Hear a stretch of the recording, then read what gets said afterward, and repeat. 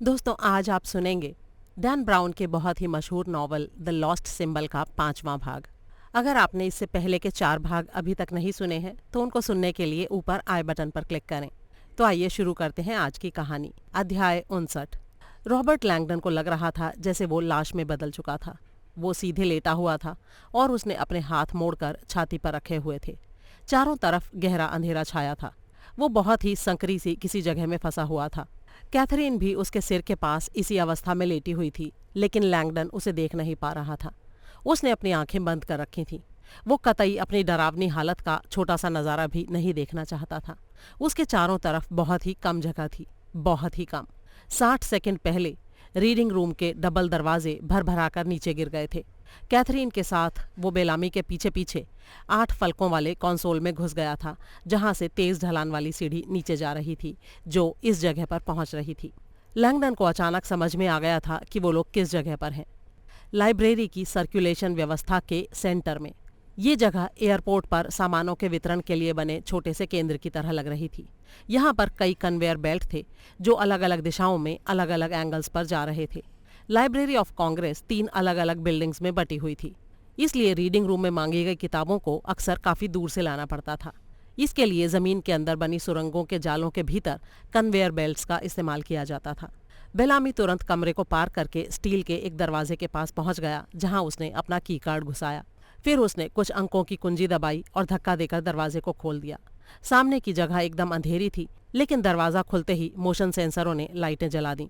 Langdon ने जब सामने की तरफ देखा तो उसे समझ आया कि वो एक ऐसी चीज को देख रहा था जिसे बहुत ही कम लोगों ने देखा होगा। लाइब्रेरी ऑफ कांग्रेस के स्टैक्स। उसे बेलामी की योजना से अब जोश का अनुभव हो रहा था। छुपने के लिए आखिर इतनी बड़ी भूल भुलैया से अच्छी और कौन सी जगह हो सकती थी। बेलामी उनको लेकर स्टैक्स तक नहीं आया। इसके बदले उसने एक किताब की मदद से दरवाजे को खोल दिया और फिर उसने कहा, मैं तुम्हें और भी बहुत सी बातें बताना चाहता था रॉबर्ट, लेकिन अब हमारे पास समय नहीं है। ये लो मेरा की कार्ड, तुम्हें इसकी ज़रूरत होगी। क्या आप हमारे साथ नहीं आ रहे हैं? लैंगडन ने पूछा। नहीं, अगर हम लोग अलग नहीं हुए तो तुम यहाँ से कभी नहीं निकल पाओगे। मैं तुम्हारे भागने के लिए बस इतना ही कर सकता हूँ। लैंगडन ये पूछ पाता कि उसे और कैथरीन को कहाँ जाना है, उससे पहले ही बेलामी एक कन्वेयर बेल्ट से किताबों का एक बड़ा गट्ठर उठाने लगा। जल्दी से इस बेल्ट पर लेट जाओ, अपने हाथ अंदर की तरफ रखना। लैंगडन हैरानी से उसे घूरता रहा। कन्वेयर बेल्ट थोड़ा आगे गया और फिर दीवार में बनी एक अंधेरी सुरंग में घुस गया। उसमें बना छेद किताबों को लाने ले जाने के लिए तो काफी था, लेकिन इससे ज्यादा बड़ा नहीं था। लैंगडन हसरत भरी नजरों से किताबों की अलमारियों की तरफ देखने लगा। बेलामी ने कहा, अलमारियों को भूल जाओ, यहाँ पर छुपना नामुमकिन है। तभी ऊपर से किसी के चिल्लाने की आवाज सुनाई दी। थर्मल सिग्नेचर, चारों तरफ से घेर लो। कैथरीन ने शायद अपने काम की बात सुन ली थी और समझ भी ली थी। वो फुर्ती से कूदकर कन्वेयर बेल्ट पर लेट गई। उसका सिर दीवार में बने छेद से बस कुछ ही इंच की दूरी पर था। अपने हाथों को मोड़कर उसने छाती पर रख लिया, जैसे ताबूत के भीतर मम्मी रखी रहती है। एक गहरी सांस लेकर लैंगडन भी कन्वेयर पर लेट गया। उसे लग रहा था जैसे वो कोई सपना देख रहा हो। पहले उसने अपना थैला बेल्ट पर रखा और फिर खुद उस पर चढ़ गया। अब उसका सिर कैथरीन के पैरों के नजदीक था। कन्वेयर बेल्ट की कठोर सतह उसकी पीठ पर ठंड का एहसास दे रही थी। वो छत की तरफ देख रहा था। उसे लग रहा था जैसे वो किसी हॉस्पिटल में हो और MRI के लिए अपने सिर के मशीन में घुसने का इंतजार कर रहा हो। बेलामी ने कहा, अपना फ़ोन चालू रखना, कोई ना कोई जल्दी ही मदद देने के लिए उस पर फ़ोन करेगा और जो वो कहे उस पर यकीन करना। लैंगडन जानता था कि बेलामी किसी को फ़ोन करने की कोशिश कर रहा था, लेकिन जब उसे सफलता नहीं मिली थी तो उसने उस आदमी के लिए एक मैसेज छोड़ दिया था। और अभी थोड़ी देर पहले जब वो सीढ़ियों से नीचे उतर रहे थे तो बेलामी ने आखिरी बार उसे फ़ोन लगाया था और उस वक्त उस आदमी ने फ़ोन उठा लिया था। उन दोनों ने बहुत ही कम समय के लिए बहुत ही धीमे स्वर में बात की थी और फिर फ़ोन बंद कर दिया था। बेलामी ने आगे कहा, कन्वेयर जहाँ तक जाए चलते रहना। ये वापस लौटे उससे पहले जल्दी से कूदकर उतर जाना। बाहर निकलने के लिए मेरे की कार्ड का इस्तेमाल करना। इसके बाद बेलामी ने लीवर को खींच दिया। कमरे के सारे कन्वेयर एक साथ चालू हो गए। लैंगडन जब दीवार में बने छेद के पास पहुंचा तो उसने पीछे मुड़कर देखा। वॉरेन बेलामी दरवाजे को पार करके स्टैक्स के पास जा रहा था। उसने अपने पीछे दरवाज़ा बंद कर दिया और ठीक उसी समय सीढ़ियों से नीचे लाल रंग की एक लेज़र रोशनी नीचे उतर रही थी। अध्याय 60। गेट पर तैनात महिला गार्ड ने अपनी कॉल शीट पर कोलोरामा हाइट्स के पते को चेक किया। पता एकदम सही था। उसके सामने दिख रहा गेटेड ड्राइववे इस इलाके के सबसे बड़े और सबसे शांत इलाकों में गिना जाता था। उसे हैरानी हो रही थी कि 911 पर इसके बारे में एक फौरी कॉल आया था। निर्धारित कायदे का पालन करते हुए उसने अनमने ढंग से अपनी फ्लैशलाइट जलाई। वो दरवाजों और खिड़कियों की जांच करना चाहती थी कि कोई जबरदस्ती अंदर तो नहीं घुसा है। मोड़ पर जाते हुए उसने देखा कि काले रंग की एक स्ट्रेच लिमोजीन घर के सामने से गुजरी। उसने धीरे धीरे पूरे घर का चक्कर लगाया, लेकिन उसे कोई गड़बड़ नजर नहीं आई। ये घर उसकी कल्पना से काफी बड़ा था। पिछले हिस्से में पहुंचते पहुंचते वो ठंड से कांपने लगी। साफ दिखाई दे रहा था कि घर पर कोई नहीं था। उसने अपने रेडियो पर कॉल किया। डिस्पैच, मैं कोलोरामा हाइट्स वाली कॉल को देख रही हूँ। मकान मालिक घर पर नहीं है। कोई भी खतरा दिखाई नहीं दे रहा है। मैंने घर की चारदीवारी की जांच पूरी कर ली है। घर के अंदर कोई नहीं घुसा है। False alarm. डिस्पैचर ने जवाब दिया। Roger, good night. गार्ड अपना रेडियो बेल्ट में रखते हुए वापस जाने लगी, लेकिन तभी उसे एक ऐसी चीज दिखाई दी जो उसे पहले नहीं दिखाई दी थी।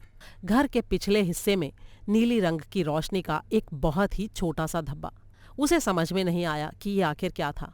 फिर उसे उस रोशनी का सोर्स दिखाई दिया। ये घर के तहखाने का रोशनदान था। रोशनदान के शीशे पर काला रंग पुता हुआ था, जिससे अंदर देखना संभव नहीं था। वो झुककर अंदर झांकने की कोशिश करने लगी, लेकिन उतनी छोटी सी जगह से उसे कुछ दिखाई नहीं दिया। उसने शीशे को खटखटाया। उसे लगा कि हो सकता है अंदर कोई काम कर रहा हो। खटखटाने पर अंदर से कोई जवाब तो नहीं आया, लेकिन उस जगह से रोशनदान का हल्का सा पेंट जरूर उखड़ गया। अब वो अंदर बेहतर ढंग से देख सकती थी। उसने गर्दन को आगे करके अंदर की तरफ झांका और फिर वो उस जगह पर एक बुत की तरह से जमकर रह गई। सामने दिख रहे नज़ारे से वो सहम गई। आखिरकार कांपते हुए उसने अपनी बेल्ट में लगे रेडियो को टटोलना शुरू किया, लेकिन वो रेडियो उसे कभी नहीं मिल पाया। उसने अपनी गर्दन के पीछे तेज करंट वाले टेजर चिमटे के सटने का अनुभव किया। उसके पूरे शरीर में तेज दर्द का ज्वार उठा और उसकी मांसपेशियों ने काम करना बंद कर दिया। वो आगे लुढ़क गई। उसे अपनी पलकें बंद करने की भी ताकत नहीं बची थी। फिर उसका चेहरा धम से जाकर ठंडी जमीन से टकरा गया। अध्याय 61। बेलामी को रस्सी से बांध दिया गया था और उसके सिर पर एक थैली रखकर एजेंट उसे लाइब्रेरी की अलमारियों के बीच से लेकर जा रहे थे। एजेंटों ने बेलामी को रॉबर्ट लैंगडन के बारे में जानकारी देने के लिए मारपीट की धमकी दी थी। बेलामी को पता था कि उसका बूढ़ा शरीर मारपीट बर्दाश्त नहीं कर पाएगा। उसने बिना देरी किए उन्हें झूठ मूठ कुछ बता दिया। उसने हांफते हुए कहा, लैंगडन मेरे साथ नीचे इस जगह तक कभी नहीं आया। मैंने उसे बालकनी पर बनी मूसा की मूर्ति के पीछे जाकर छुपने को कहा था, लेकिन मुझे नहीं पता कि अभी वो कहाँ पर है। जाहिर था ये कहानी भरोसे के लायक थी। उसे सुनते ही 2 एजेंट उसे ढूंढने के लिए दौड़ पड़े। बाकी दोनों एजेंट उसे लेकर अलमारियों के बीच से चुपचाप चले जा रहे थे। बेलामी को सिर्फ इसी बात से तसल्ली हो रही थी कि लैंगडन और कैथरीन पिरामिड को लेकर सुरक्षित निकल चुके थे। बहुत जल्दी उनसे एक व्यक्ति संपर्क करने वाला था जो उन्हें किसी सेफ जगह पर ले जाएगा। बेलामी ने जिस आदमी को फोन किया था उसे मैसनों के पिरामिड और उसके रहस्यों के बारे में बहुत कुछ पता था। जब वे लोग रीडिंग रूम से भाग रहे थे, उसी समय पर बेलामी उस आदमी से संपर्क कर पाया था और उसे भरोसा था कि वो उसकी उस छोटी सी बात को अच्छी तरह से समझ गया होगा। अंधेरे से गुजरते हुए बेलामी मन ही मन लैंगडन के थैले में रखे पत्थर के पिरामिड और सोने के कैपस्टोन को देख रहा था। ये दोनों चीजें कई सालों के बाद एक साथ एक कमरे में इकट्ठी हुई थीं। बेलामी उस तकलीफ देह रात को आज तक नहीं भूल पाया था। पीटर के लिए ये मुश्किल भरी कई रातों में से एक रात थी। जैकरी सोलोमन के 18वें बर्थडे के अवसर पर बेलामी को सोलोमन्स की पोटोमैक वाली हवेली पर बुलाया गया था। जिद्दी होने के बावजूद जैकरी आखिर था तो सोलोमन ही, जिसका मतलब था कि आज की रात पारिवारिक परंपराओं के अनुसार उसे पुश्तैनी संपत्ति में अपना हिस्सा मिलेगा। बेलामी पीटर के सबसे करीबी दोस्त और मैसन भाई के तौर पर गिना जाता था, इसीलिए उसे गवाह के रूप में वहां बुलाया गया था। लेकिन बेलामी को सिर्फ संपत्ति की विरासत ट्रांसफर करने के गवाह के तौर पर ही नहीं बुलाया गया था, बल्कि आज की रात पैसे से कहीं ज्यादा बड़ी चीजें दांव पर लगी हुई थीं। बेलामी थोड़ा जल्दी पहुंच गया था। उसे पीटर के प्राइवेट रूम में इंतजार के लिए बिठाया गया था। पीटर जब अपने बेटे जैकरी के साथ अंदर आया तो उस समय बेलामी बैठा हुआ था। 18 साल के उस दुबले पतले लड़के की नज़र जब बेलामी पर पड़ी तो उसने अपने नाक भौं सिकोड़ लिए थे। आप यहाँ क्या कर रहे हैं? मैं एक गवाही देने आया हूँ। Happy birthday Zachary. लड़का बड़बड़ाता हुआ दूसरी तरफ देखने लगा। पीटर ने उससे कहा, बैठ जाओ जैक। जैकरी अपने पिता की विशाल मेज के सामने रखी अकेली कुर्सी पर आकर बैठ गया। सोलोमन ने स्टडी का दरवाज़ा बंद कर दिया। फिर उसने अपने बेटे से कहा, तुम जानते हो कि तुम्हें यहाँ क्यों बुलाया गया है? हाँ, जानता हूँ। देखो जैक, मैं जानता हूँ कि हम दोनों ने एक दूसरे की आंखों में आंखें डालकर बहुत लंबे टाइम से बातचीत नहीं की है। मैंने एक अच्छे पिता का रोल निभाने की और तुम्हें इस मौके के लिए तैयार करने की पूरी कोशिश की है। जैसा कि तुम जानते हो, वयस्क होने पर सोलोमन खानदान के हर बच्चे को उसका जन्मजात अधिकार दिया जाता है, यानी सोलोमन्स की संपत्ति में उसका हिस्सा। इसे एक बीज माना जाता है जिसका पोषण करके तुम उसे बड़ा करोगे और उसका इस्तेमाल इंसानियत की सेवा के लिए करोगे। फिर सोलोमन दीवार में बनी एक तिजोरी की तरफ बढ़ा। उसने अंदर से काले रंग का एक फोल्डर निकाला। देखो बेटा, इस संपत्ति को तुम्हारे नाम पर ट्रांसफ़र करने के लिए इस पोर्टफोलियो में सारी सूचनाएं मौजूद हैं। इसका मकसद है कि तुम इस पैसे का इस्तेमाल अच्छे कामों, समृद्धि और परोपकार के लिए करोगे। जैकरी फोल्डर उठाने के लिए आगे बढ़ा। थैंक्स, पोर्टफोलियो पर हाथ रखते हुए पीटर ने कहा। 1 मिनट रुको जैक, मुझे एक बात और कहनी है। सोलोमन विरासत की कुछ चीज़ें ऐसी हैं जो तुम्हें आज तक पता नहीं। तुम मेरी पहली संतान हो, इसलिए तुम्हें चुनाव करने का पूरा हक है। किशोर उम्र का जैक कुर्सी पर अब सीधा होकर बैठ गया। उसके चेहरे पर हैरानी का भाव था। ये चुनाव तुम्हारे भविष्य की दिशा को तय कर सकता है जैक, इसलिए मैं चाहता हूँ कि तुम इस पर अच्छी तरह से विचार करो। कैसा चुनाव? मैं कुछ समझा नहीं, उसने कहा। संपत्ति और ज्ञान के बीच चुनाव करना है तुम्हें। जैकरी उसकी तरफ शून्य भाव से देखने लगा। मैं कुछ समझा नहीं, संपत्ति या ज्ञान? सोलोमन फिर से खड़ा होकर दीवार में बनी तिजोरी की तरफ गया, जहां से उसने पत्थर का बना भारी पिरामिड निकाला। फिर उसने उसे पोर्टफोलियो की बगल में रख दिया। इस पिरामिड को बहुत पहले बनाया गया था और ये हमारे परिवार के पास कई पीढ़ियों से मौजूद है। ये पिरामिड एक नक्शा है बेटा, एक ऐसा नक्शा जो मानवता के सबसे कीमती खोए हुए खजानों में से एक का पता बता सकता है। इस नक्शे को इसलिए बनाया गया था कि उस खजाने को किसी न किसी दिन ढूंढ कर निकालना संभव हो पाए। और आज की रात परंपरा के अनुसार मैं इस खजाने को तुम्हें सौंप सकता हूँ, कुछ शर्तों के साथ। जैकरी ने पिरामिड की तरफ संदेह भरी नज़रों से देखा। खजाना? कैसा खजाना? देखो जैकरी, बिना पिछली बातें बताए इसे समझाना बहुत मुश्किल है, लेकिन ये खजाना एक ऐसी चीज़ है जिसे हम प्राचीन रहस्य कहते हैं। जैकरी ज़ोर ज़ोर से हंसने लगा। उसे लगा कि शायद उसके पिता मजाक कर रहे थे। बेलामी पीटर के दिल में बढ़ती उदासी को देख पा रहा था। ये बता पाना मेरे लिए बहुत मुश्किल है जैक। परंपरागत रूप से 18 साल की उम्र में सोलोमन परिवार के बच्चे उच्च शिक्षा के लिए तैयार हो जाते हैं। जैकरी ने पलटकर कहा, मैंने आपको पहले ही कह दिया है, कॉलेज जाने में मेरा कोई इंटरेस्ट नहीं है। मैं कॉलेज की बात नहीं कर रहा हूँ बेटा, मैं फ्री मैसनों की बिरादरी की बात कर रहा हूँ। अगर तुम मेरे साथ इस बिरादरी में शामिल होना चाहते हो तो आज की रात तुम इस फैसले के महत्व को समझने के लिए ज़रूरी शिक्षा पाने के कगार पर होंगे। देखिए डैड, मुझे फिर से मैसनों के बारे में भाषण सुनने से तो माफ़ ही कर दीजिए। मुझे पता है कि सोलोमन्स के बीच में मैं पहला इंसान हूँ जो इस बिरादरी में शामिल होना नहीं चाहता, लेकिन उससे क्या फ़र्क पड़ता है? आप मेरी बात को समझ रहे हैं कि नहीं? मैं बूढ़े लोगों के साथ तरह तरह की अजीब सी पोशाकें पहनकर खेल नहीं खेलना चाहता हूँ। पीटर ने एक गहरी सांस लेकर कहा, हाँ, मैं समझ रहा हूँ। वक्त अब बदल चुका है। मैं समझता हूँ कि मैसनों का काम तुम्हें अजीब सा लगता है, या हो सकता है तुम्हें इसमें बोरियत भी लगती हो, लेकिन फिर भी मैं तुम्हें बताना चाहता हूँ कि ये दरवाज़ा तुम्हारे लिए हमेशा खुला रहेगा। तुम्हारा स्वागत इस बिरादरी के बीच करने वाले लोग हमेशा मौजूद रहेंगे जो तुम्हें तुम्हारी असली क्षमता से परिचित करवा सकते हैं। आज की रात मैं तुम्हारे सामने जो ये सब बातें कह रहा हूँ वो मेरा पारिवारिक कर्तव्य है। तुम इसे समझो या नहीं समझो, उससे कोई फ़र्क नहीं पड़ता। इस पिरामिड की सुरक्षा का दायित्व मिलना अपने आप में एक बहुत ही दुर्लभ मौका है। मैं तुमसे आग्रह करता हूँ कि तुम इस अवसर के बारे में कुछ दिनों तक सोच विचार कर लो, फिर उसके बाद फैसला लेना। इस दुनिया में बहुत सारे बड़े बड़े रहस्य हैं जैक, तुम्हारी कल्पनाओं से भी बहुत बड़े। ये पिरामिड उन रहस्यों की रक्षा करता है, और इससे भी ज़्यादा ज़रूरी और महत्वपूर्ण बात यह है कि एक वक्त ऐसा आएगा जब इस पिरामिड के रहस्यों को जानना संभव होगा और लोगों को ये रहस्य मालूम हो जाएंगे। ये मानवता के बदलाव का बहुत बड़ा पल होगा, और उस पल अपनी जिम्मेदारी निभाने का मौका तुम्हारे पास है जैक। मैं चाहता हूं कि तुम इसके ऊपर गंभीरता से विचार करो। पैसा और संपत्ति तो कहीं भी मिल सकते हैं, लेकिन ज्ञान, सच्चा ज्ञान बहुत ही दुर्लभ होता है। जैकरी इस तरह से देख रहा था जैसे उसका बाप पागल हो गया हो। उसने पिरामिड की तरफ इशारा करते हुए कहा, डैड, आप चाहे जो भी कहें, मैं किसी भी हालत में इस चीज के लिए अपनी विरासत नहीं छोड़ने वाला हूं। पीटर ने जवाब दिया, अगर तुम ये जिम्मेदारी उठाना स्वीकार करते हो तो मैं तुम्हारा पैसा और पिरामिड तब तक बचा कर रखूंगा जब तक तुम मेसनों के बीच अपनी शिक्षा पूरी नहीं कर लेते। इसमें कई साल लगेंगे, लेकिन उसके बाद तुम्हारे अंदर इन दोनों को हासिल करने की मैच्योरिटी आ जाएगी। जैकरी अचानक भड़क उठा, जीसस, आप अपनी जिद नहीं छोड़ने वाले, है ना? आपको समझ नहीं आता कि मैं मेसनों या पत्थर के इस पिरामिड और प्राचीन काल के रहस्यों की बिल्कुल भी परवाह नहीं करता हूँ।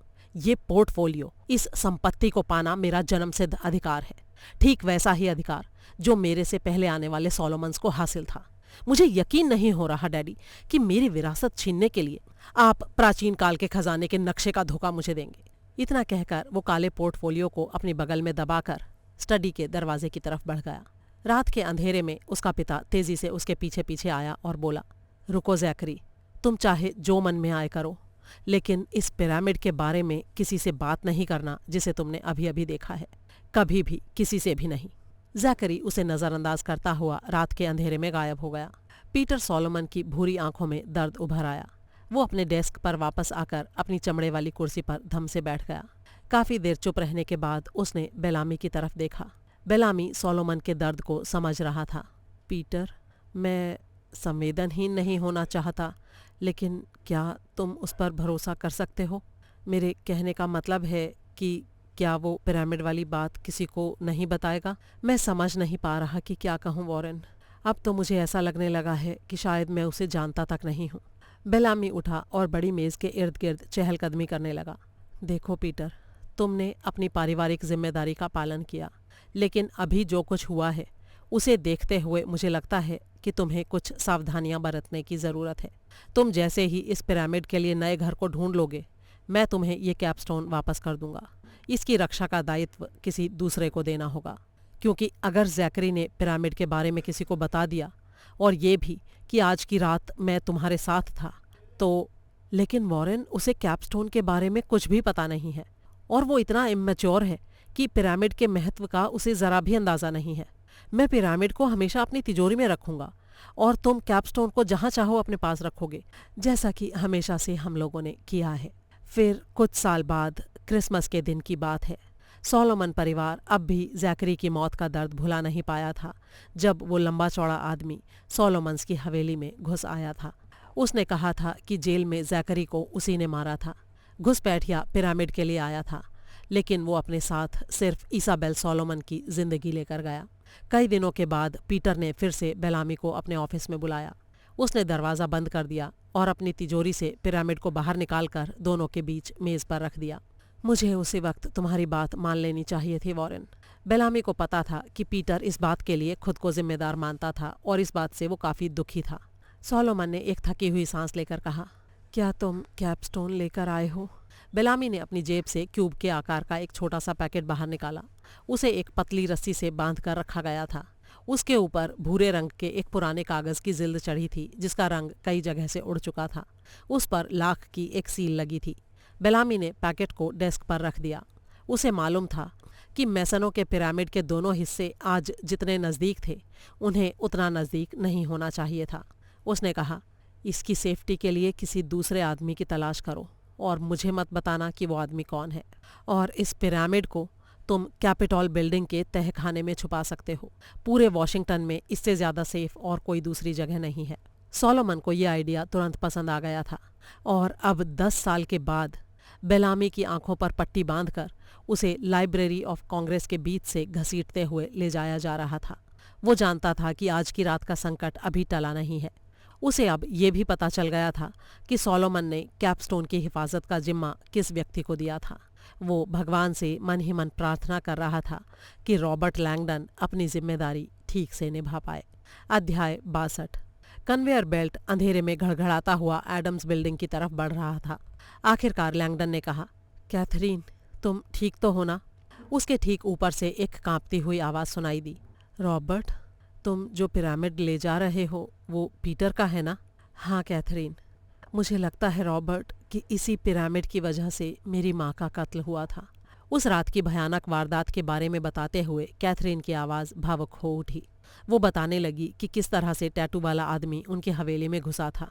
ये काफ़ी पुरानी बात है रॉबर्ट, लेकिन उसने जिस तरह से पिरामिड मांगा उसे मैं कभी नहीं भूल पाऊंगी। उसने कहा कि पिरामिड के बारे में उसे जेल में जानकारी मिली थी, मेरे भतीजे जैकरी से, उसकी हत्या किए जाने से ठीक पहले। हमें लगा था कि घुसपैठिया उसी रात मारा गया था, लेकिन आज जब मैंने उसे दोबारा देखा तो मैं दंग रह गई।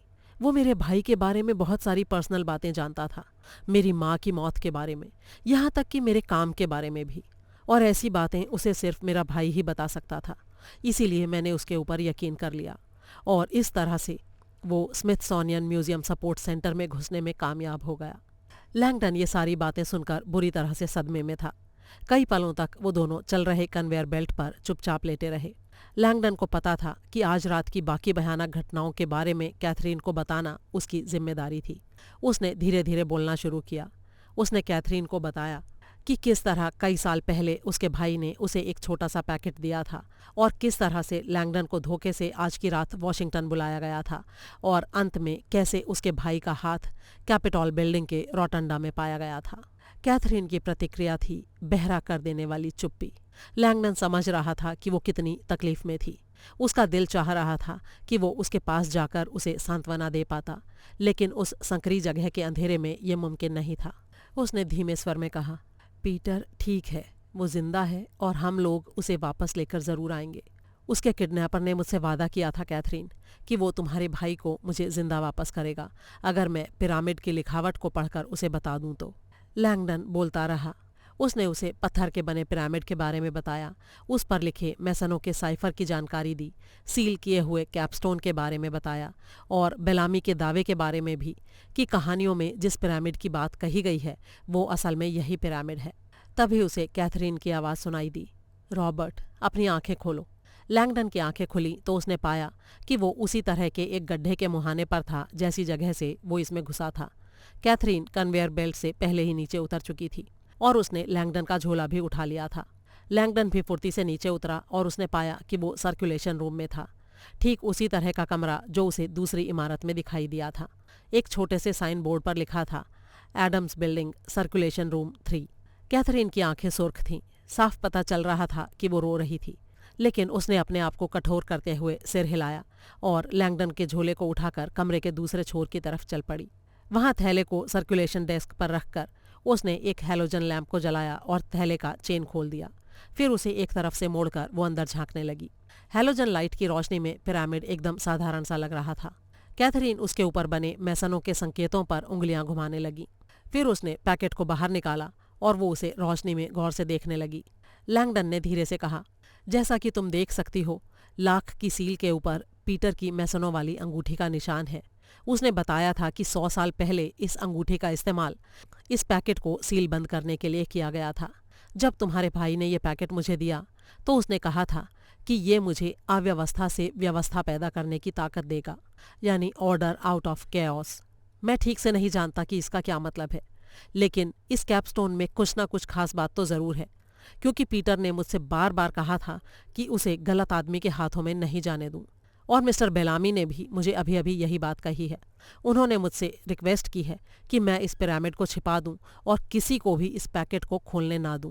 कैथरीन ने थोड़ी नाराज़गी से कहा, बेलामी ने तुमसे पैकेट ना खोलने को कहा है? हाँ, वो इस बात पर अड़ा हुआ था। लेकिन तुमने तो कहा ना कि पिरामिड को इसी कैपस्टोन की मदद से पढ़ा जा सकता है। हाँ, मेरे ख्याल से तो ऐसा ही है कैथरीन। और तुमने ये भी कहा कि तुम्हें पिरामिड की कोड लैंग्वेज को पढ़ने को कहा गया था। पीटर को वापस लाने का यही एक रास्ता है ना? हाँ, तो फिर तो हमें इस पैकेट को अभी खोलकर इस कोड को सॉल्व करना चाहिए। पत्थर के इस पिरामिड के कारण मेरा पूरा परिवार पहले ही तबाह हो चुका है। पहले मेरा भतीजा, फिर मेरी माँ और अब मेरा भाई। और अगर तुमने सावधान नहीं किया होता तो अब तक मैं भी मर चुकी होती। मैं एक साइंटिस्ट हूँ रॉबर्ट, लेकिन साथ ही मैं मैसनों के एक मशहूर परिवार से भी हूँ। मेरा यकीन मानो, मैंने मैसनों के पिरामिड के बारे में बहुत सी कहानियाँ सुनी हैं और ये भी सुना है कि इसके खजाने के अंदर मानवता को प्रकाशित करने वाला ज्ञान छिपा हुआ है।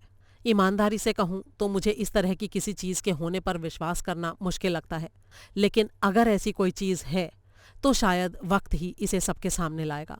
इतना कहकर कैथरीन ने पैकेट पर लगे धागे के अंदर अपनी उंगली डाल दी। लैंगडन ने उसे रोकने की कोशिश की, लेकिन वो नहीं मानी। नहीं रॉबर्ट, मैं इसके लिए अपने भाई को मरने नहीं दे सकती। इस कैपस्टोन में भले ही कुछ भी लिखा हो, इस पर बने संकेत किसी भी खोए हुए खजाने के बारे में क्यों ना बताते हों, लेकिन वो सारे रहस्य आज की रात खत्म होने वाले हैं। मैं अपने भाई को किसी भी कीमत पर नहीं खो सकती। कैथरीन ने धागे को एक जोर का झटका दिया और लाख की सील एक झटके से खुल गई। अध्याय 63। वॉशिंगटन में बने दूतावासों की कतार के ठीक पश्चिम में एक शांत इलाका है। इसके बीच दीवारों से घिरा फूलों का एक बगीचा है, जिसके गुलाबों के बारे में कहा जाता है कि उन्हें 12वीं सदी में लगाया गया था।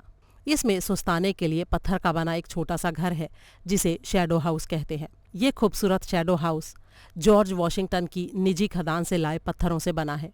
आज की रात इस जगह की शांति भंग हो रही थी। एक नौजवान चिल्लाता हुआ लकड़ी के बने इसके दरवाजे को पार करके अंदर घुस रहा था। वो चिल्लाकर कह रहा था, हेलो, अंदर कोई है? अंदर से किसी की कमजोर आवाज आई। मैं शैडो हाउस में हूँ, बस थोड़ी सी हवा ले रहा हूँ। नौजवान ने अपने बूढ़े होते हुए बॉस को पत्थर की एक बेंच पर बैठा देखा। उसने कंबल ओढ़ रखा था। वो बुजुर्ग इंसान झुका हुआ था। उसकी कदकाठी एकदम छोटी और कमजोर लग रही थी। उसकी आंखों की रोशनी जा चुकी थी, लेकिन उसकी आत्मा की शक्ति अब भी बहुत मजबूत थी। अपनी सांसों पर नियंत्रण करते हुए नौजवान ने कहा, मेरे पास अभी अभी आपके दोस्त वॉरेन बेलामी का फोन आया था। ओह, किस चीज के बारे में? बूढ़े व्यक्ति ने पूछा। उसने कुछ बताया नहीं, लेकिन ऐसा लगा जैसे वो बहुत हड़बड़ी में था। उसने कहा कि उसने आपके वॉइस मेल पर एक मैसेज छोड़ा है जिसे आपको तुरंत सुनना है। बस इतना ही? बुजुर्ग ने पूछा। नहीं, उसने आपसे मुझे एक सवाल भी पूछने को कहा, लेकिन वो सवाल बड़ा ही अजीब सा था और उसने आपसे इसका तुरंत जवाब मांगा है। क्या सवाल था वो? मिस्टर बेलामी के पूछे सवाल को जब नौजवान ने उस बुजुर्ग को सुनाया तो उसके चेहरे पर उभरी रेखाएं चांद की रोशनी में भी साफ नजर आने लगीं। उसने तुरंत अपना कंबल हटा दिया और अपने पैरों पर खड़ा होने की कोशिश करते हुए बोला, मुझे अंदर लेकर चलो, तुरंत। अध्याय 64। कैथरीन के सामने टेबल पर लाख की टूटी सील पड़ी थी, जो पीढ़ियों से कभी तोड़ी नहीं गई थी। उसके साथ खड़ा लैंगडन निश्चित तौर पर बड़ा ही असहज अनुभव कर रहा था। कागज के अंदर से कैथरीन ने भूरे रंग के पत्थर से बने एक छोटे से बॉक्स को निकाला। देखने में ये पॉलिश किए हुए ग्रेनाइट के बने क्यूब जैसा लग रहा था। इसमें ना कोई कब्जा था, ना कोई चिटकनी। इसके अंदर देखने का कोई तरीका भी पता नहीं लग रहा था। उसे देखकर कैथरीन को चाइनीज पजल बॉक्स की याद हो आई। उसने क्यूब के किनारे अपनी उंगलियां घुमाते हुए कहा, देखने में तो ये पत्थर का ठोस टुकड़ा लगता है। क्या तुम यकीन के साथ कह सकते हो कि एक्सरे में इसे खोखला दिखाया गया था जिसके अंदर कैपस्टोन रखा था? हाँ, एक्सरे में कैपस्टोन साफ नजर आ रहा था, लैंगडन ने कहा।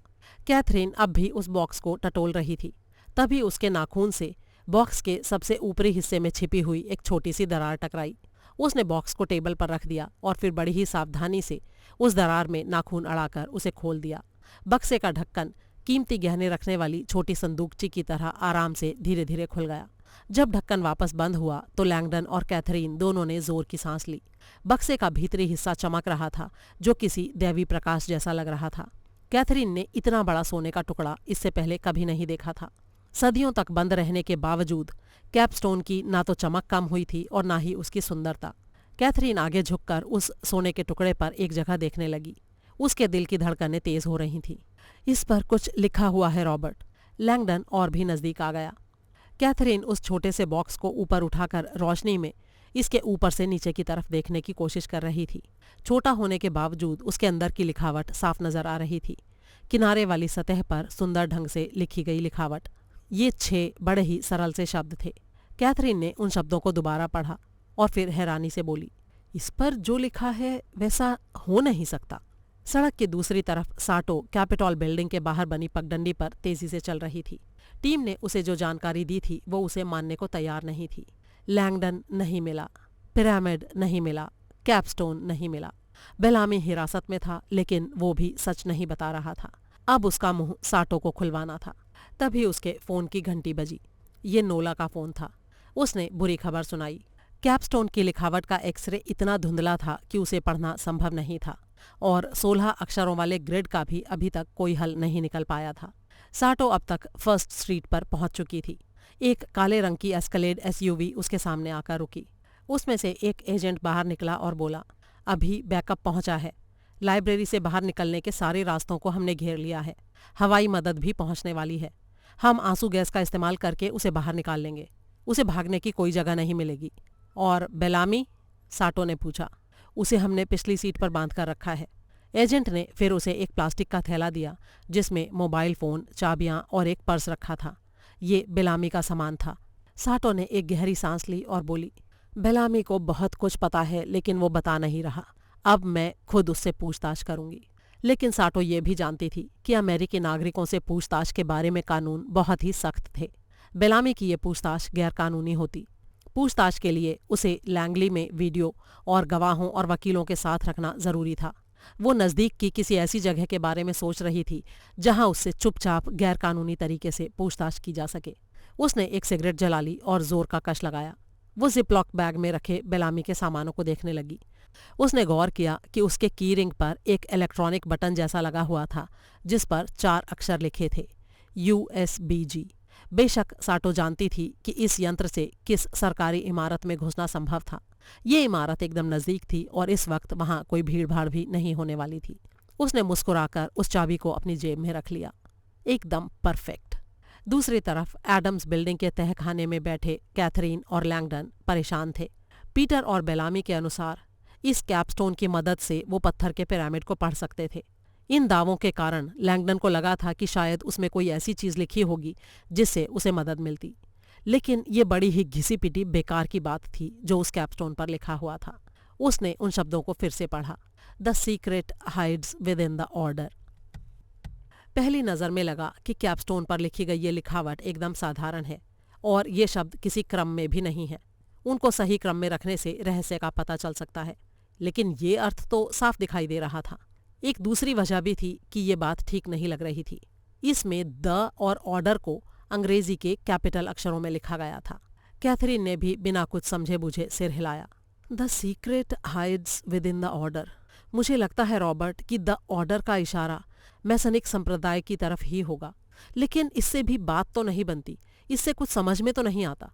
लैंगडन ने भी निराशा में सिर हिला दिया।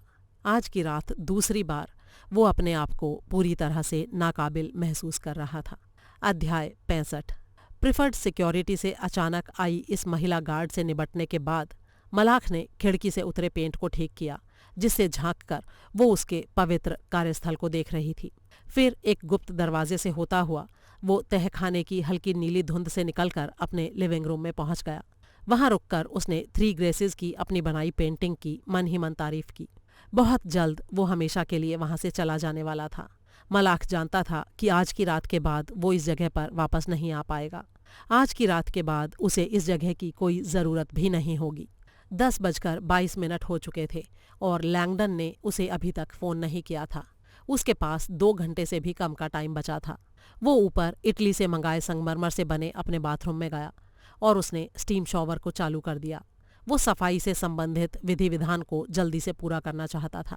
फिर उसने 2 ग्लास पानी पिया ताकि उसके भूख से मारे पेट को थोड़ी राहत मिले। सुबह होते होते उसका स्वरूप पूरी तरह से बदल जाने वाला था। अध्याय 66। लैंगडन ने कैथरीन से कहा, हमें यहाँ से बाहर निकलना चाहिए। जल्दी ही वो हमें ढूंढकर यहाँ से निकाल लेंगे। कैथरीन अभी भी सोने के कैपस्टोन में उलझी हुई थी। उसे यकीन नहीं हो रहा था कि उसके अंदर उकेरे गए शब्द इतने बेकाम के हो सकते थे। उसने कैपस्टोन को बॉक्स से बाहर निकाल लिया था और उसे हर तरफ से देख परख लिया था। अब वो इसे सावधानी से बॉक्स में वापस रख रही थी। लैंगडन के मन में भी ऊहापोह चल रही थी कि शायद पीटर को इस बक्से के अंदर रखी चीज के बारे में कहीं गलत सूचना तो नहीं दी गई थी। इस पिरामिड और कैपस्टोन को पीटर के जन्म के बहुत पहले बनाया गया था। पीटर तो बस वही कर रहा था जो उसके पुरखों ने कहा था, यानी उस रहस्य को सुरक्षित रखना, जो उसके लिए भी उतना ही बड़ा रहस्य था जितना कैथरीन और लैंगडन के लिए। लैंगडन सोच रहा था, मैं आखिर इससे और उम्मीद भी क्या कर रहा था? क्या मैं वाकई एक छुपी हुई सीढ़ी की तलाश कर रहा हूँ जो एक बड़ी चट्टान से ढकी हुई है? आज की रात उसे मैसनों के पिरामिड की कहानी के बारे में जितनी ज्यादा जानकारी मिलती जा रही थी, उसके वास्तविक होने की संभावना उतनी ही कम होती जा रही थी। उसे अंदर से लग रहा था जैसे वो किसी वहम का शिकार हो गया हो। लेकिन फिर भी इस पिरामिड को समझ पाना और पढ़ पाना पीटर को बचाने का सबसे कामयाब तरीका था।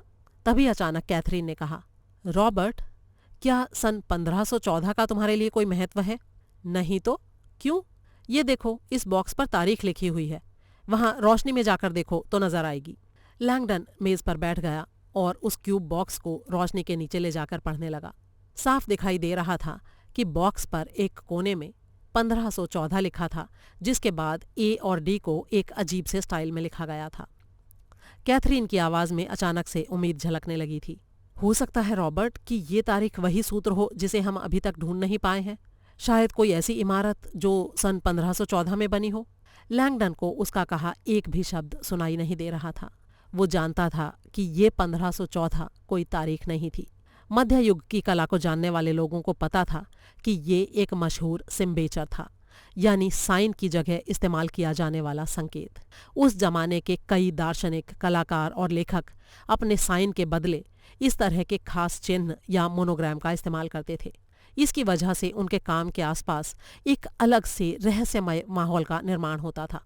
अगर उनकी रचना को शासन के खिलाफ माना जाता था तो ये सिम्बेचर उनको सजा से भी बचाने का काम करता था। इस सिम्बेचर में छपे एडी का मतलब एनो डोमिनी नहीं था। ये जर्मन भाषा में लिखा गया एक बिल्कुल अलग शब्द था। लैंगडन के दिमाग में अचानक ये गुत्थी कुछ सुलझने लगी। कुछ ही सेकंड में उसे पक्का यकीन हो गया कि वो पिरामिड की लिखावट को पढ़ सकता था। वो खड़ा हो गया और सामान समेटते हुए बोला, तुमने इसे सुलझा लिया कैथरीन, बस हमें इसी की जरूरत थी। अब हमें चलना चाहिए। मैं तुम्हें विस्तार से पूरी बात रास्ते में बताऊंगा। और हाँ, एडी का संबंध किसी तारीख से नहीं है, ये किसी आदमी का नाम है। अध्याय 67। दूतावासों की कतार के पश्चिमी हिस्से में चहरदीवारी से घिरे 12वीं सदी के गुलाब और शैडो हाउस वाले बगीचे में फिर से सन्नाटा फैल गया था। वो नौजवान जो अभी यहाँ आया था अपने बॉस को बड़े से लॉन को पार करने में मदद कर रहा था। वो अंधा बुजुर्ग प्रायः किसी की सहायता नहीं लेता था। अपनी याददाश्त के सहारे ही वो अपने घर में इधर से उधर आता जाता था। लेकिन आज की रात लग रहा था कि वो बेलामी के फ़ोन का जवाब देने की जल्दी में था। इमारत में घुसते हुए उसने कहा, थैंक यू, आगे का रास्ता मैं खुद ढूंढ लूंगा। Good night. नौजवान इमारत से बाहर आकर उस बड़े से लॉन को पार करके अपने मामूली से निवास स्थान की तरफ जाने लगा। जब वो अपने फ्लैट में पहुंचा तो उत्सुकता उसे कुरेदने लगी। मिस्टर बेलामी के सवालों ने उसे काफ़ी परेशान कर दिया था। और फिर वो सवाल भी बड़ा अजीब सा था और उसका कोई सिर पैर नहीं था। क्या विधवा के बेटे के लिए कोई मदद पहुंचाई जा सकती है? वो कल्पना में भी इसके अर्थ का अनुमान नहीं लगा पा रहा था। हैरान होकर वो अपने कंप्यूटर के पास गया और उसने इस वाक्य को कंप्यूटर में डालकर सर्च करना शुरू किया। उसे हैरानी हुई जब उसने देखा कि इसके बारे में ढेरों नतीजे दिखाई देने लगे। वो सभी ठीक यही वाक्य दिखा रहे थे। उनको पढ़ने से उसे पता चला कि सिर्फ वॉरेन बेलामी ही इतिहास में ऐसा सवाल पूछने वाला इंसान नहीं था। सदियों पहले भी मैसनों ने ठीक यही शब्द दोहराए थे। सम्राट सोलोमन ने अपने दोस्त की हत्या के बाद ये सवाल पूछा था। आज भी ये सवाल मैसनों द्वारा मदद की गुहार लगाने के लिए इस्तेमाल किया जाता है। ऐसा लगता था कि वॉरेन बेलामी ने अपने साथी मैसन को मदद के लिए गुहार लगाई थी। अध्याय 68।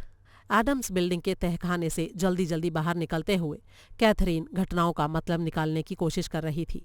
एडी का मतलब उसे रॉबर्ट ने बताया था एल्ब्रेक्ट ड्यूरर। 16वीं सदी का ये बेहतरीन जर्मन शिलालेखक और पेंटर उसके भाई का फेवरेट पेंटर था। कैथरीन उसकी कला के बारे में थोड़ी बहुत जानकारी रखती थी, लेकिन उसकी समझ में ये नहीं आ रहा था कि आखिर ड्यूरर इस मामले में उनकी मदद कैसे कर सकता था। उसे मरे तो 400 साल से भी ज्यादा हो चुके थे। आगे बढ़ते हुए लैंगडन ने कहा, सिंबॉलिक रूप से ड्यूरर इस काम के लिए एकदम सटीक बैठता है। वो रेनेसां के टाइम का एक बहुत ही इम्पोर्टेंट आदमी था। आर्टिस्ट, फिलोसोफर, एल्केमिस्ट और प्राचीन रहस्यों का अध्ययन करने वाला भी। आज भी ड्यूरर की कला में छिपी चीज़ों को पूरी तरह से कोई भी नहीं समझ पाया है। ये जो नंबर है 1514, ये ड्यूरर की एक खास पेंटिंग की तरफ इशारा कर रही है। उसने दरअसल 1514 को अपनी सबसे मशहूर पेंटिंग मेलंकोलिया 1 में छिपा कर रखा था। इस पेंटिंग को उसने 1514 में पूरा किया था। शायद तुम्हें पता हो कैथरीन, मेलंकोलिया 1 में प्राचीन रहस्यों को समझने के लिए इंसान के संघर्ष को दर्शाया गया है। इस पेंटिंग में जो संकेत इस्तेमाल किए गए हैं वो इतने कॉम्प्लेक्स और इतने मुश्किल हैं कि उनके सामने लियोनार्दो दा विंची भी एकदम आसान लगता है। कैथरीन अचानक रुक गई। लेकिन रॉबर्ट, मेलंकोलिया एक तो यहीं वॉशिंगटन में है, नेशनल गैलरी में ये पेंटिंग टंगी हुई है। रॉबर्ट ने मुस्कुराते हुए कहा, हाँ मैं जानता हूँ, और मुझे कहीं ना कहीं से ऐसा लगता है कि ये सिर्फ एक संयोग की बात नहीं है। इस समय गैलरी बंद होगी, लेकिन मैं उसके क्यूरेटर को जानता हूँ और अरे भूल जाओ लैंगडन, मुझे पता है कि तुम जब म्यूजियम जाते हो तो क्या होता है। मेरे साथ आओ, हम इसे थोड़े आसान तरीके से पूरा करते हैं। कैथरीन एक मेज के पीछे गई और उसने कंप्यूटर चालू कर दिया। जब मशीन पूरी तरह से चालू हो गई तो उसका ध्यान एक समस्या की तरफ गया। अरे इसमें ब्राउजर के लिए आइकन तो है ही नहीं। ये लाइब्रेरी के भीतरी नेटवर्क का कंप्यूटर है, तुम वहां पर कोशिश करो। लैंगडन ने डेस्कटॉप पर बने एक आइकन को दिखाते हुए कहा। कैथरीन ने डिजिटल कलेक्शंस लिखे हुए आइकन पर क्लिक किया, जिस पर लिखा था fine prints collection. Screen refresh हो गया। अब एल्ब्रेक्ट ड्यूरर टाइप करो। कैथरीन ने यह नाम टाइप किया और सर्च की को दबा दिया। कुछ ही सेकंड में स्क्रीन पर छोटे छोटे आकार की तस्वीरें दिखाई देने लगीं। ये सारी तस्वीरें एक ही स्टाइल में बनी लग रही थीं। बहुत ही महीन ब्लैक एंड व्हाइट लिखावट। ऐसा लगता था कि ड्यूरर ने ऐसे दर्जनों शिलालेख बनाए थे। कैथरीन ने अल्फाबेटिकल ऑर्डर में उसकी पेंटिंग्स की लिस्ट को देखना शुरू किया। Adam and Eve, betrayal of Christ, 4 horsemen of the Apocalypse, great passion, Last Supper, melancholia 1। Catherine ने जल्दी से उसके ऊपर माउस को क्लिक किया और अगले ही पल उसे ड्यूरर के इस मास्टरपीस की हाई रेजोल्यूशन तस्वीर अपनी पूरी भव्यता के साथ दिखाई पड़ी।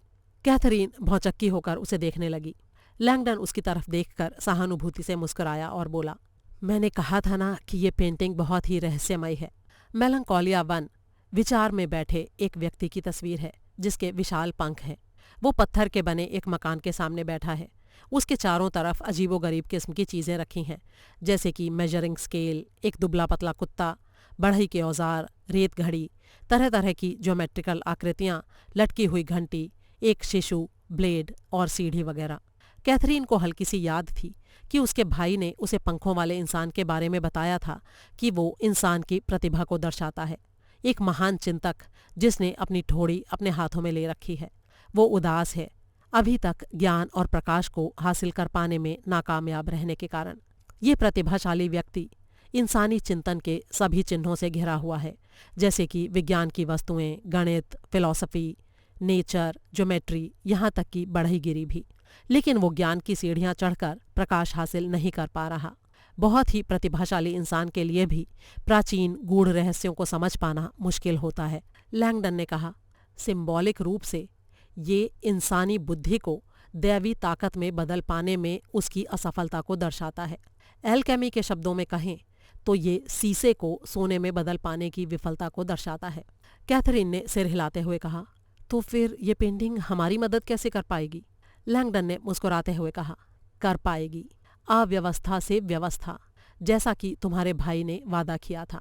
अभी इस ग्रिड का कोई मतलब नहीं है, लेकिन ड्यूरर इसे पूरी तरह से बदल देगा। इतना कहकर उसने अपनी जेब से अक्षरों का वो ग्रिड बाहर निकाला जो उसने मैसनों के साइफर को पढ़ते हुए नोट किया था। फिर उसने उसे डेस्क पर फैला दिया। ये देखो, इस पेंटिंग में कुछ ऐसी चीज़ छुपी है जो हमारे इन 16 अक्षरों को एक मतलब देगी। तुम्हें इस पेंटिंग में कुछ दिखाई दे रहा है? अच्छा, इसमें 1514 को ढूंढने की कोशिश करो। मुझे कुछ दिखाई नहीं दे रहा है रॉबर्ट। यहाँ ग्लोब है, सीढ़ी है, चाकू है, पॉलीहेड्रन है, स्केल है, लेकिन ये नंबर नहीं है। यहाँ इसके पीछे देखो कैथरीन, फरिश्ते के पीछे जो इमारत बनी है उसमें जो लिखावट है उसे ध्यान से देखो। घंटी के नीचे ड्यूरर ने वहाँ पर एक स्क्वायर आकृति बनाई है जिसमें नंबर्स लिखे हुए हैं।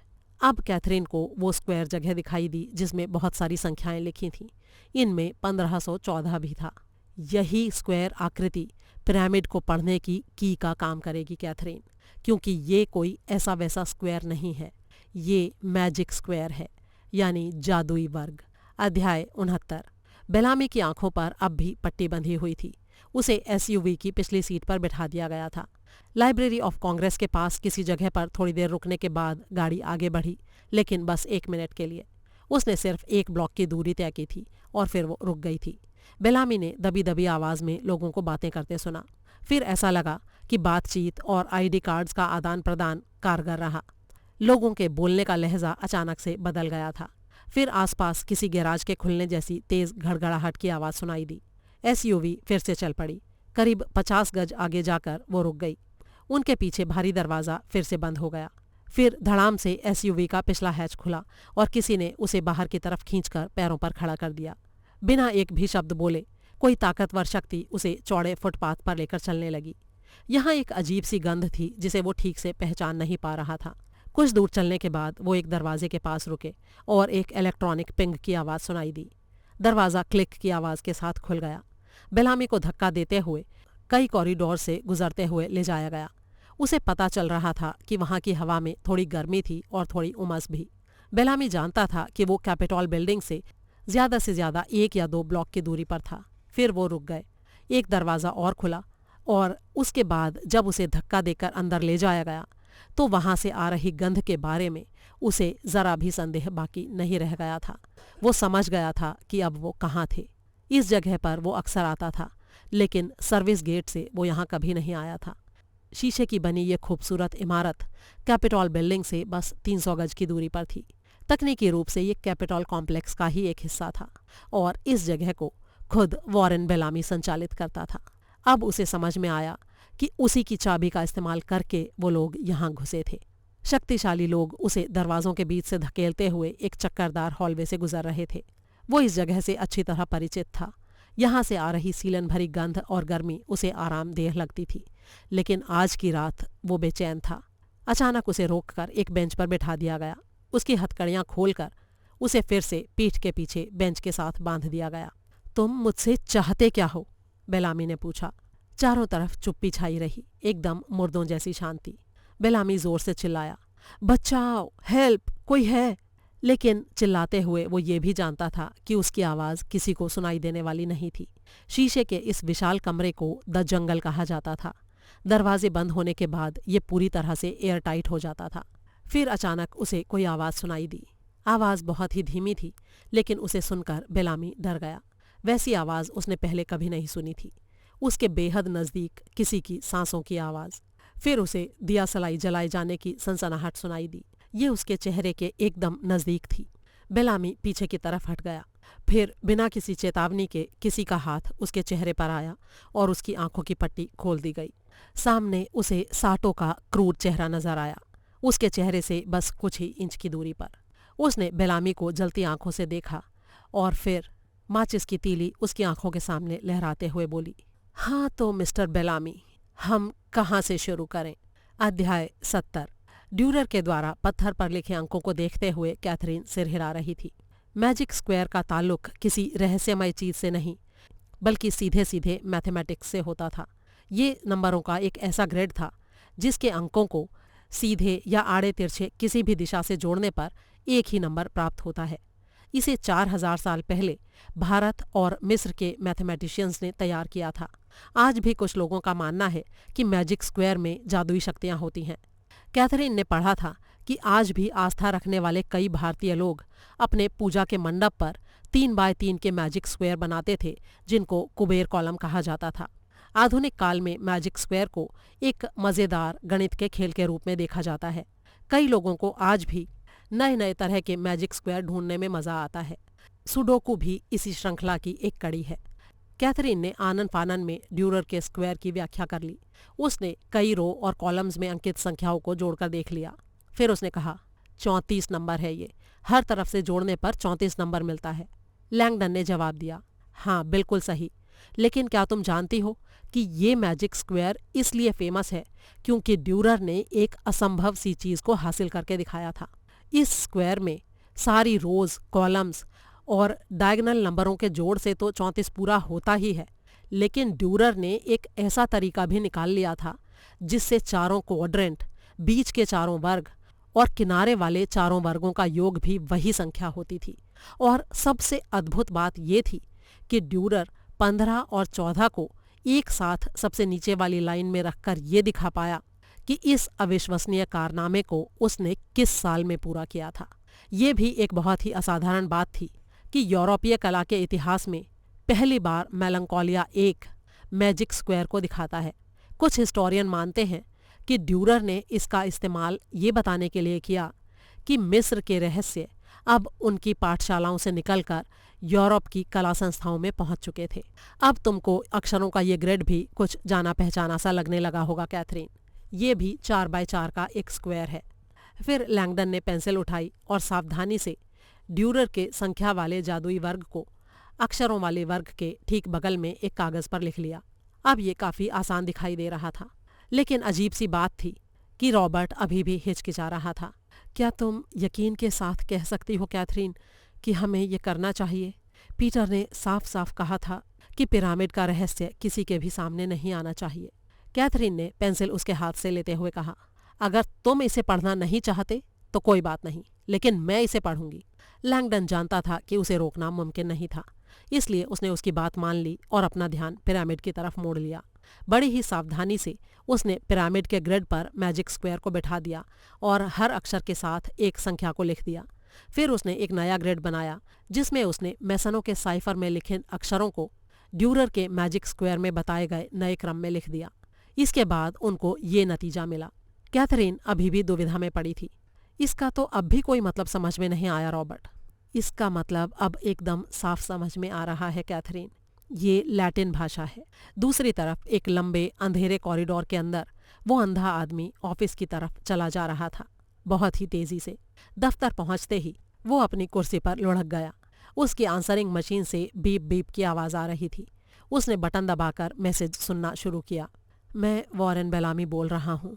मुझे लगता है कि मैं एक डरावनी खबर देने वाला हूँ। कैथरीन सोलोमन की आंखें फिर से अक्षरों के ग्रिड पर थीं।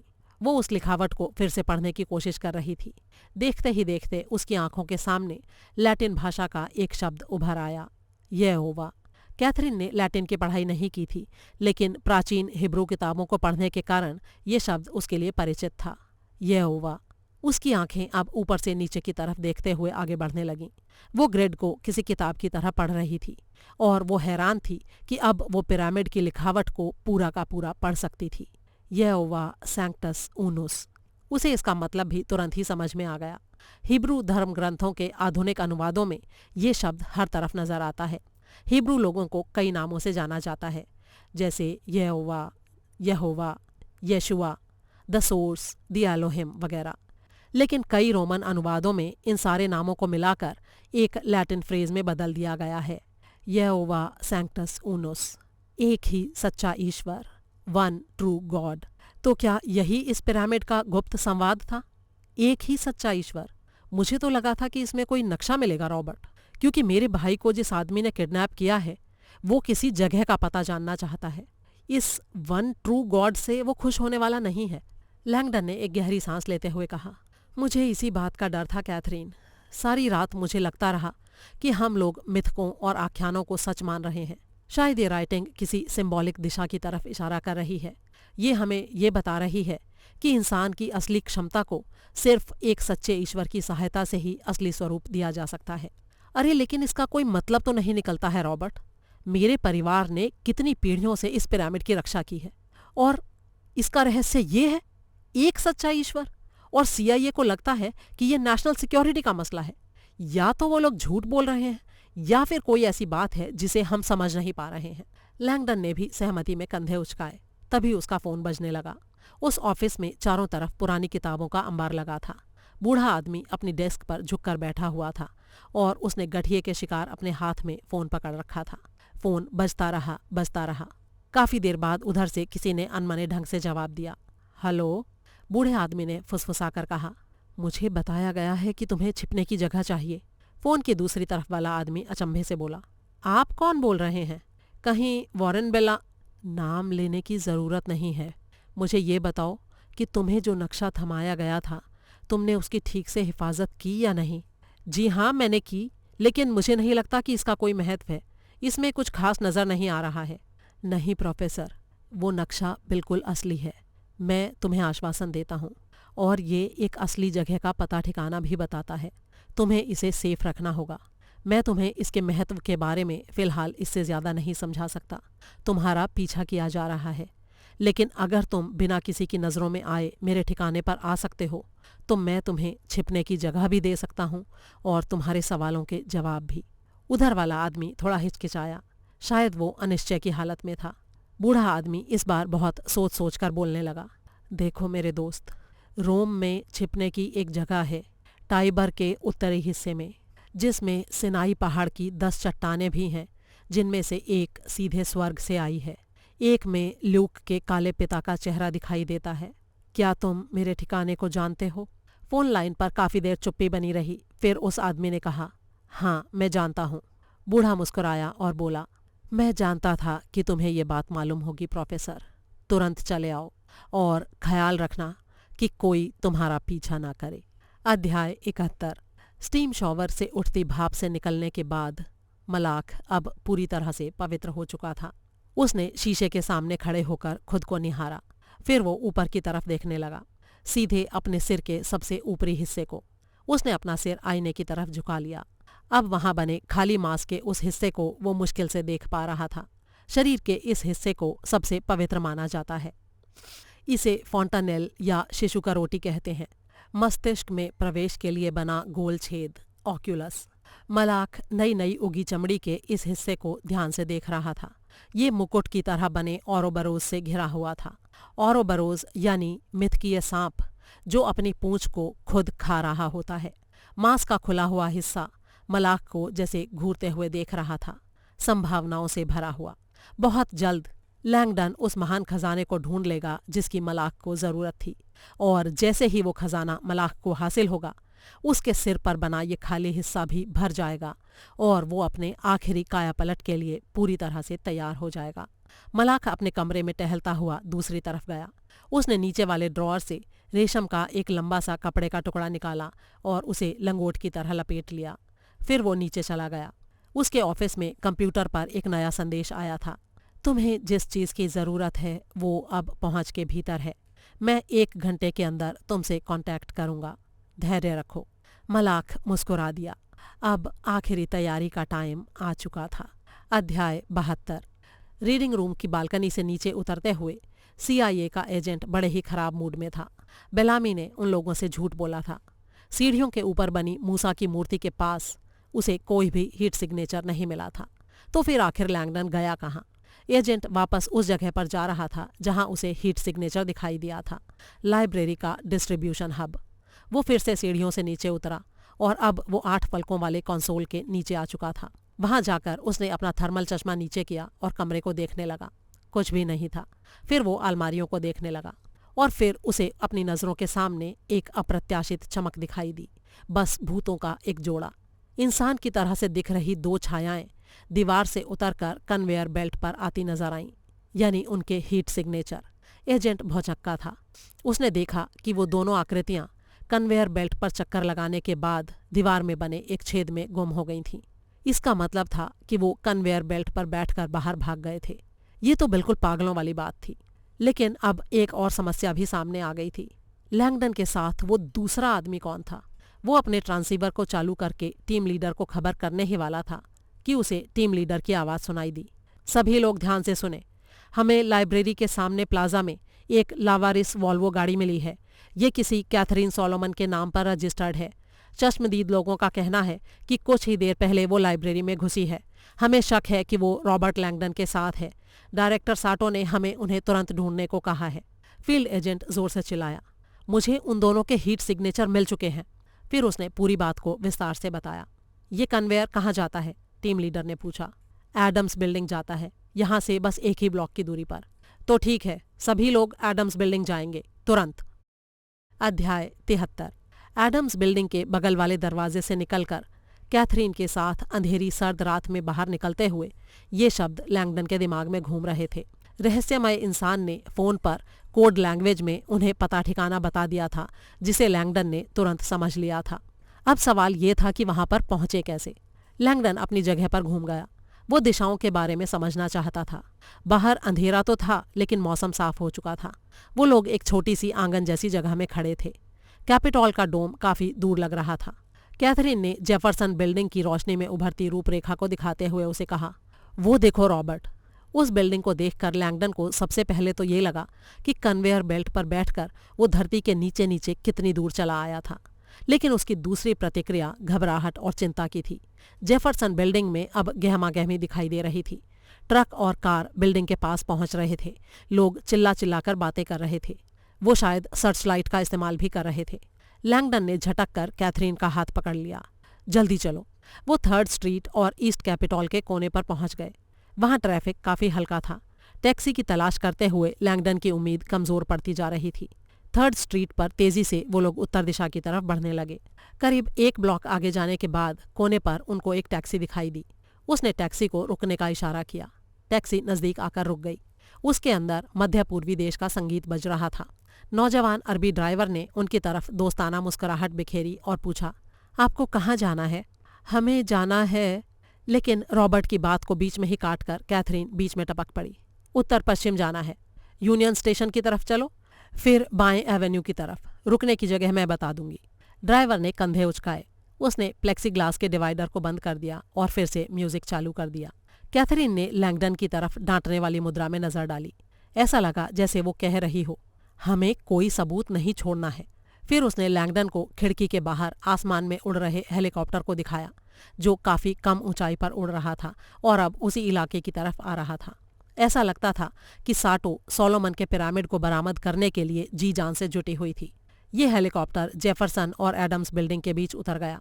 कैथरीन अब और ज्यादा घबराई हुई लग रही थी। क्या मैं 1 सेकंड के लिए तुम्हारा मोबाइल फोन देख सकती हूँ रॉबर्ट? लैंगडन ने उसे अपना मोबाइल फोन दे दिया।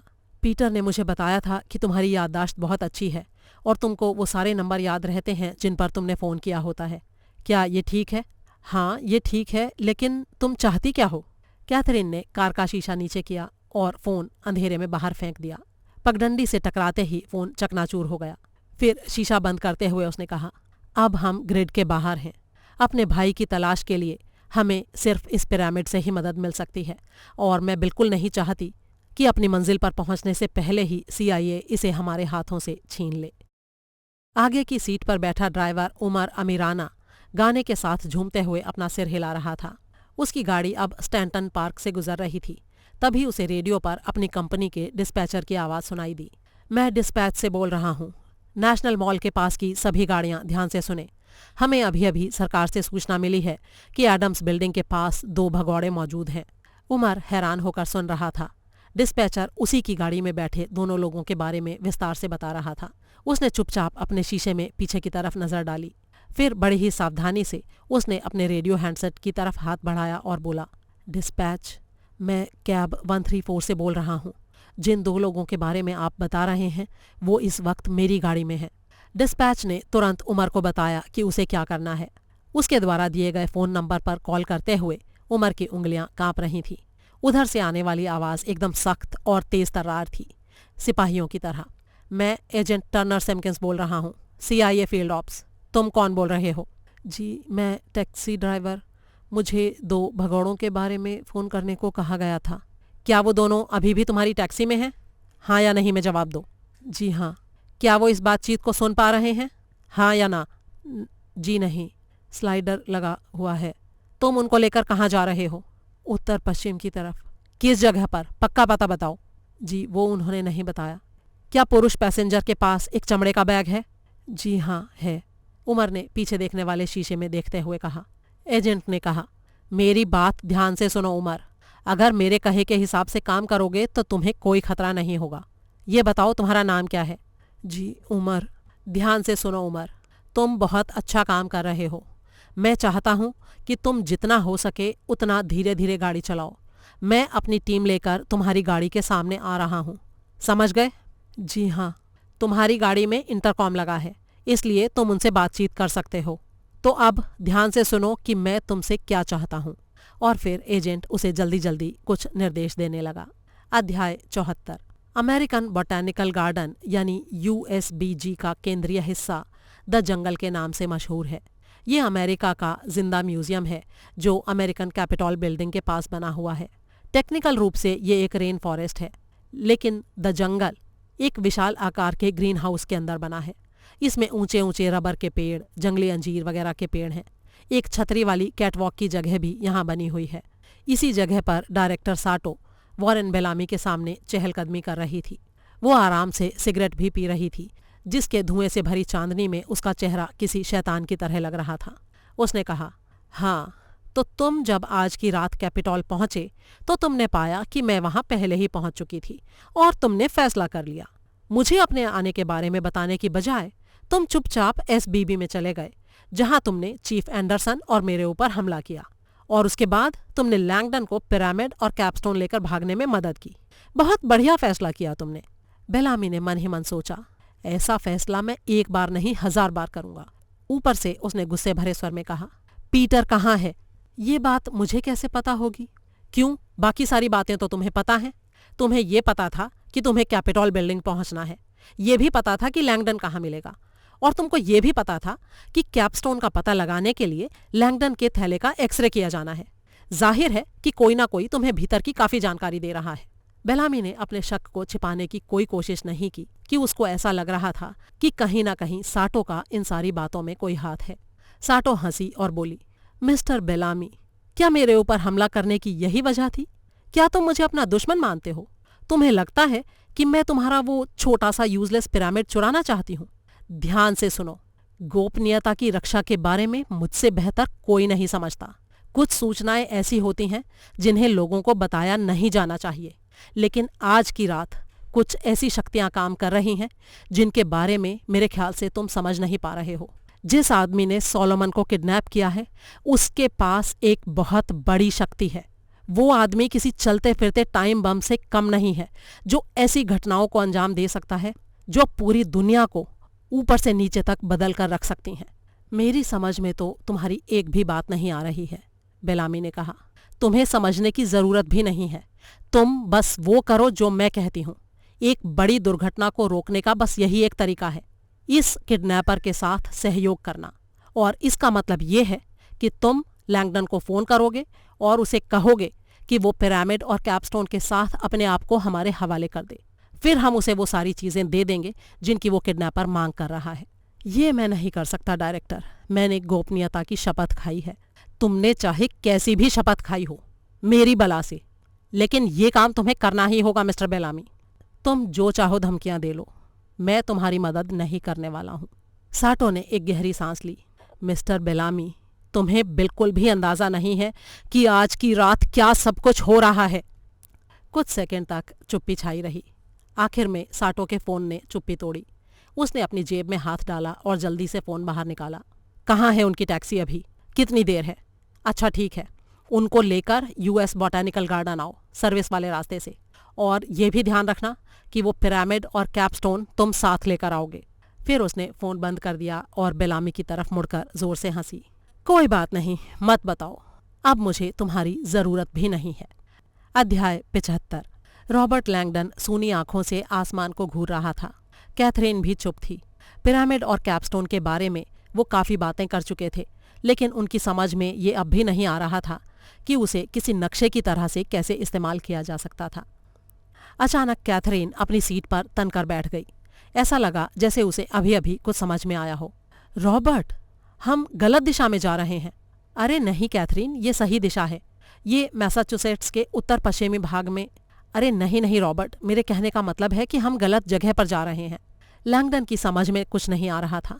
वो कैथरीन को गाड़ी में बैठने से पहले ही बता चुका था कि उस रहस्यमय कॉलर के बताए ठिकाने को उसने कैसे समझा था। उसमें सिनाई पहाड़ के 10 पत्थर थे, जिनमें से एक सीधे स्वर्ग से आया था और एक में ल्यूक के पिता का काला चेहरा दिखाई देता था। धरती पर सिर्फ एक ही इमारत ऐसी थी जिसमें ये सारी चीजें थीं, और टैक्सी उसी तरफ ही जा रही थी। कैथरीन, मैं पूरे यकीन से कह रहा हूं कि हमारा ठिकाना एकदम सही है, उसने कहा। कैथरीन चिल्लाकर बोली, नहीं, अब हमें वहां जाने की कोई जरूरत नहीं है। मैंने पिरामिड और कैपस्टोन को समझ लिया है। मैं जानती हूं कि इनका क्या मतलब है। लैंगडन हैरानी में पड़ गया। क्या तुम इसे समझ गई हो? क्या? हाँ, मैं सब समझ गई हूँ। हमें असल में फ्रीडम प्लाजा की तरफ जाना है। देखो, यहोवा सैंक्टस ओनुस यानी हिब्रुओं का एकमात्र सच्चा भगवान, यहूदियों का तारा यानी सील ऑफ सोलोमन मैसनों का एक पवित्र सिंबल है। ये देखो। उसने अपनी जेब से $1 का एक नोट निकाला। जरा मुझे पेन दो रॉबर्ट। रॉबर्ट ने पेन निकालकर कैथरीन को दे दिया। उसने डॉलर को अपने पैर पर फैला दिया और कलम से उसके पीछे बने सील की तरफ दिखाते हुए बोली, ये देखो रॉबर्ट, अगर तुम सोलोमन के सील को अमेरिका की ग्रेट सील के ऊपर रख दो तो देखो कि तुम्हें क्या हासिल होता है। उसने पिरामिड के ठीक ऊपर यहूदी तारे का चिन्ह बना दिया। रॉबर्ट ने डॉलर की तरफ देखा और फिर कैथरीन की तरफ, जैसे वो पागल हो गई हो। रॉबर्ट, थोड़ा गौर से देखो, मैं तुम्हें जो दिखा रही हूं वो तुम्हें नजर नहीं आ रहा है। रॉबर्ट ने फिर से तस्वीर की तरफ देखा। पता नहीं कैथरीन क्या दिखाना चाहती थी। लैंगडन ने इस तस्वीर को पहले भी देखा था। षड्यंत्रों के सिद्धांत में विश्वास रखने वाले लोग इसे इस बात का प्रमाण मानते थे कि हमारे देश के शुरुआती दौर में मैसनों का इसके ऊपर गुप्त प्रभाव था।